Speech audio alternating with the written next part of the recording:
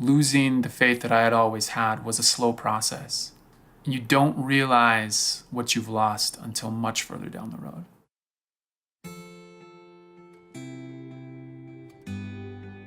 My parents taught me to love God.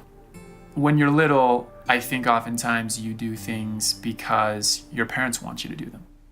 About the age of 14, that changed for me, and I had this deep desire to follow God because I wanted it. I felt that He was there. I felt that He loved me.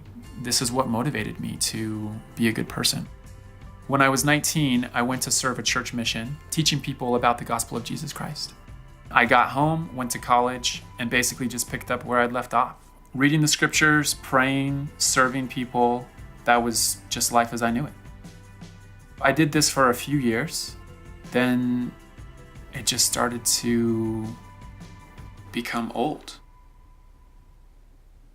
I felt like I had done it all. I'd figured it out. I'd been reading my scriptures forever and saying my prayers that I didn't need to anymore. I saw people who were not following God's commandments as we know them, and yet they had more money. They were dating the girls that I wanted to date. It seemed like their life was better. I thought, well, maybe what I'm doing is wrong. Maybe I need to change the way I go about this. I became cynical about everything religious. If you cannot measure it, it must not be true. So the feelings that I had had, where I had felt God in my life of love and joy, I must just be creating it in my mind or something, right? I started to become cynical about all the problems that are in this world, wars and disease, natural disasters, and started to, in a way, point the finger at God and say, where are you? Because of all this pain and suffering that exists, maybe that means that God doesn't exist. I left my family and the culture that I had grown up in, and I moved to Seattle, looking for another way of life that was outside of God's way, that brought more happiness. I had a great job. I was making tons of money. I could do whatever I wanted. It's almost easier to not believe in God because you don't have to think about an afterlife. You don't have to think about moral clarity or any of these rights and wrongs. This is just life, and whatever happens in life is life, and you die and there's nothing after. There reaches a point where you start to think about some of these deeper questions about life. When I have kids, do I raise them with a belief in God? Do I not? In these moments, I started to feel what I had felt before. And for the first time in a long time, something triggered inside of me. I felt something that I hadn't felt in a long time. I felt the Spirit, and I felt